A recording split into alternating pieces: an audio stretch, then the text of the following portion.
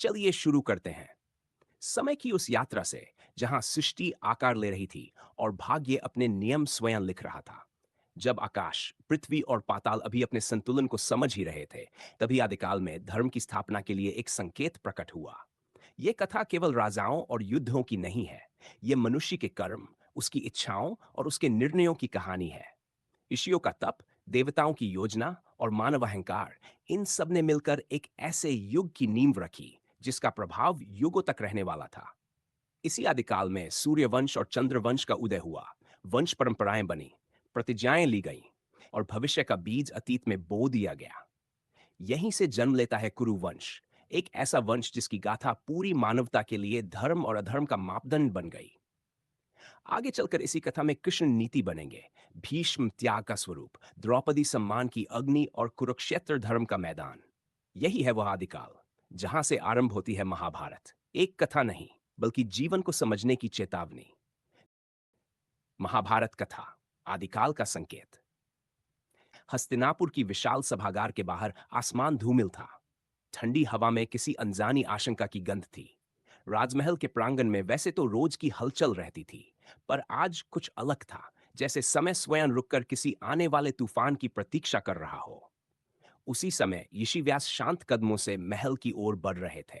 उनकी जटाएं कंधों पर बिखरी थीं और आंखों में अंत ब्रह्मांड का तेज था। पहरेदार उन्हें देखकर तुरंत दंडवत हो गए। महर्षि, आपका स्वागत है।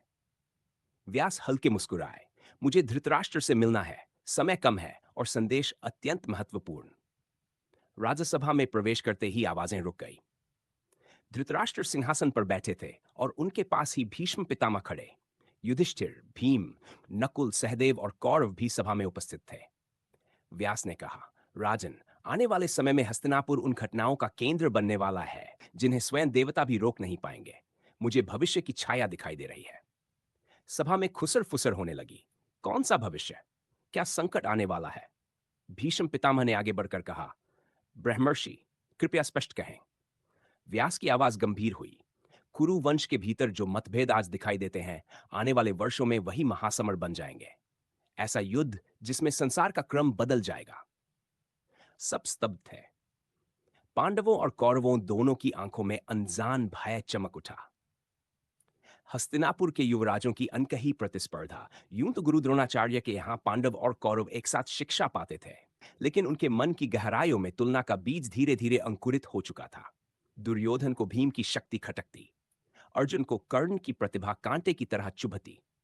युधिष्ठिर का शांत स्वभाव दुर्योधन को कमजोर लगता था और कर्ण का जन्म रहस्य उसे स्वयं अपने भीतर धकता हुआ अग्निकुंड महसूस होता था। ये सब व्यास जानते थे। वे बोले, तुम सब महान हो, पर महानता जब अहंकार से टकराती है तो विनाश निश्चित है। दुर्योधन खड़ा हुआ। महर्षि, हम कोई युद्ध नहीं चाहते, परंतु पांडव अपने को श्रेष्ठ समझते हैं। भीम ने मुस्कुराकर कहा, और तुम अपने को? तुम्हारी ईर्ष्या तो हस्तिनापुर की दीवारों तक सुनाई देती है। सभा फिर शोर से भर उठी। धृतराष्ट्र ने गंभीर स्वर में कहा, शांत हो जाओ। व्यास ने हाथ उठाया और क्षण भर में मौन छा गया। एक रहस्यमयी भविष्यवाणी। व्यास बोले, मैं तुम्हें एक संकेत देकर जाता हूं। पर्वत के उस पार जहां समय की नदी शांति से बहती है, वहां एक वयोवृद्ध विदुषी रहती है, कनखा। वह भविष्य को पढ़ सकती है। वह बताती है कि आने वाले वर्षों में किसका मार्ग कैसा होगा। अर्जुन ने पूछा, क्या हम उससे मिल सकते हैं गुरुदेव? मिल सकते हो, व्यास बोले, परंतु याद रखना, भविष्य केवल संकेत देता है, आदेश नहीं। तुम में से 5 को वहां जाकर उत्तर ढूंढना होगा।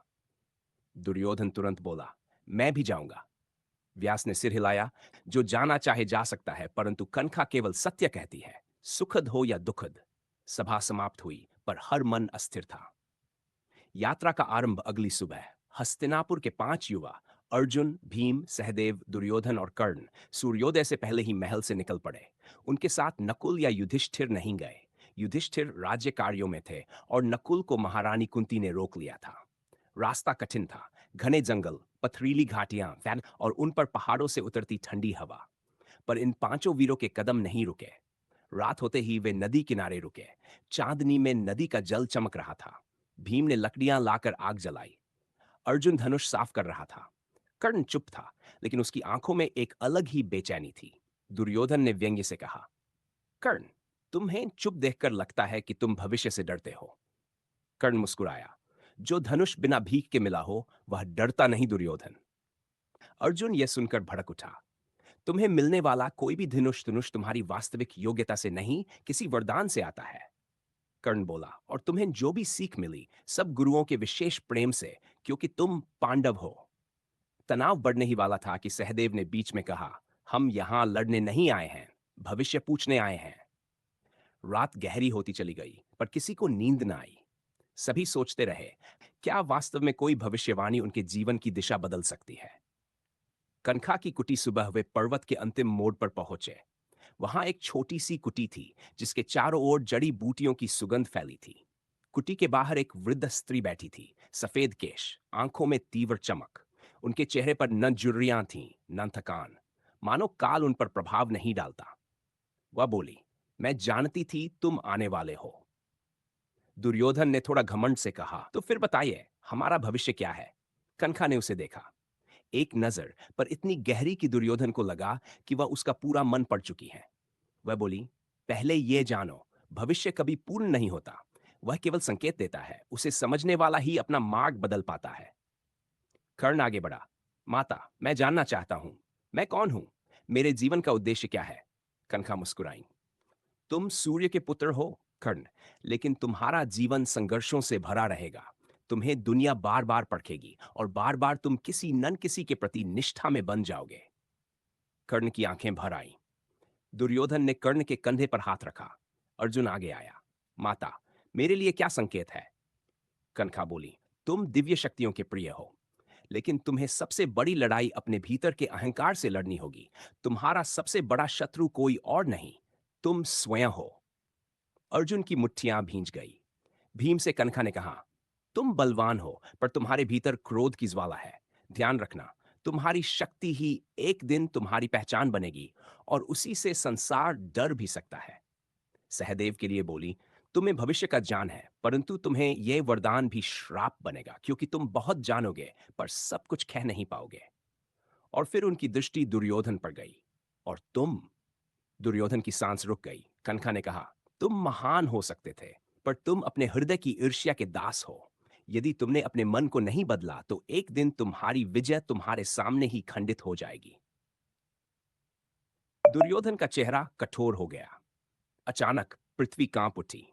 कनखा कुछ और कहती, उससे पहले धरती हिलने लगी। जंगल के पक्षी उठकर उड़ने लगे। कुटी के पास की भूमि फटने जैसी प्रतीत हुई। कनखा ने चिल्लाकर कहा, यह संकेत है, महायुद्ध की पहली छाया प्रकट हो चुकी है। तुम सब लौट जाओ। जो देखा जो सुना, उसका अर्थ समय तुम्हें स्वयं दिखाएगा। पांचों योद्धा स्तब्ध थे। धरती का कंपन धीरे धीरे थमा, लेकिन उनके हृदयों में जो तूफान उठा था, वह शांत नहीं हो रहा था। और यहीं से एक नई गहरी कथा शुरू होती है। यदि आप चोट, कनखा की उस चेतावनी के साथ पांचों वीर हस्तिनापुर की ओर लौट पड़े। लेकिन उन्हें क्या पता था, जिस भविष्य की झलक उन्होंने देखी है, उसकी पहली आहट पहले ही हस्तिनापुर के द्वार पर दस्तक दे चुकी है। और वही आहट भाग 2 में एक भयानक सच्चाई बनकर सामने आने वाली है।